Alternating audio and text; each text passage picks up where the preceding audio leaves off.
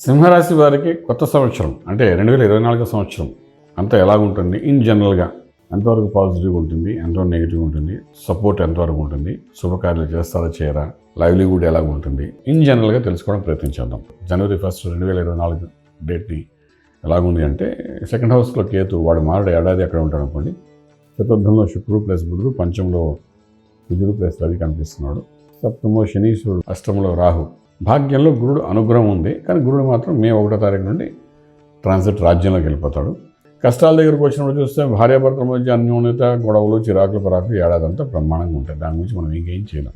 సింహలగ్నానికి సింహరాశికి శనీశ్వరుడు దోషి కాబట్టి డెఫినెట్గా ఆ ఇద్దరి మధ్య అది ఏ పని ఇద్దరు కలిసి చేద్దాం కన్నా ఆ డిలే అవుతూనే ఉంటుంది. కుటుంబ స్థానంలో ఉన్న కేతు అక్కడ ఏడాదంతా ఉంటాడు. కుటుంబ పరంగా, ధనపరంగా, విద్యాపరంగా డబ్బులు వస్తుంటాయి, ఖర్చు అయిపోతుంటాయి, ఖర్చు అయిపోతుంటాయి. ఎస్టాబ్లిష్మెంట్ మాత్రం చేయనివ్వడు.